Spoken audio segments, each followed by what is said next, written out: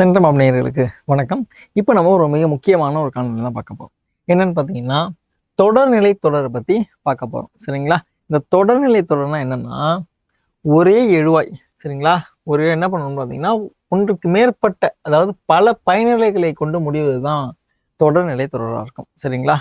அதாவது ஒரு எழுவாய் ஒன்றுக்கு மேற்பட்ட பயனிலைகளை கொண்டு முடிவது தொடர்நிலை தொடர் அப்படின்னு சொல்லுவோம். சரிங்களா? இது கூடவே என்ன வரும்னு பார்த்தீங்கன்னா, ஆகையால், ஏனெனில், அதனால், இது போன்ற இணைப்பு சொற்கள்லாம் அதுல வரும். சரிங்களா? உதாரணத்துக்கு பாருங்க, கார்மேகம் கடுமையாக உழைத்தார், அதனால் வாழ்வில் உயர்ந்தார். சரிங்களா? தொடர்நிலை தொடர். அடுத்தது பாருங்க, நேற்று மழை பெய்தது, அதனால் ஏரி குளங்கள் நிரம்பின.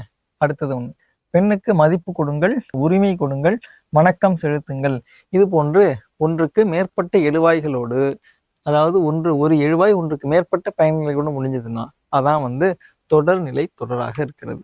மீண்டும் ஒரு நல்ல காணொலியோடு உங்களை சந்திக்கிறேன். நன்றி, வணக்கம்.